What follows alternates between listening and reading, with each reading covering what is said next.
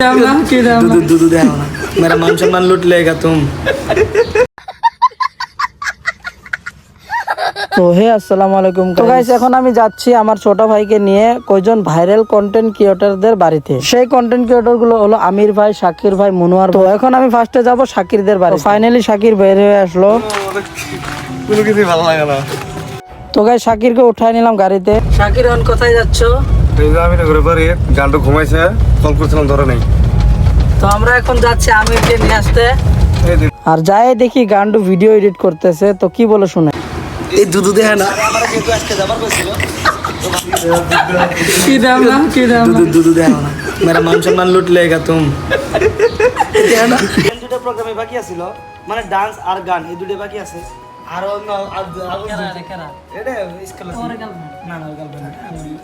তো গাইস আমির ভাইদের সাথে আড্ডা দিয়ে তারপরে গেলাম আমরা মনোয়ারকে নিতে।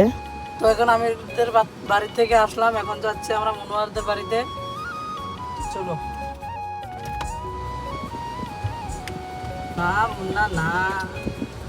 তো ফাইনালি মনোয়ারদের বাড়ি পাই গেলাম। পারাবাড়ি ওই আড়েলে বাপের আড়েলে মায়ের আড়েলে বাথরুমত একলা রুমত দরজা মারে কত বাহানা মাস্টারবেশন হাত মারা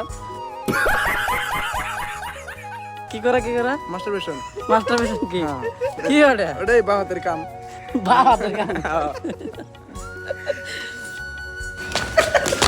আর এই আঙ্গবাদ যাচ্ছ কিছু যে খেলে নাই ওটা যেন কম না কম না ওটা কবা না হ্যাঁ ভাই যাও। হ্যাঁ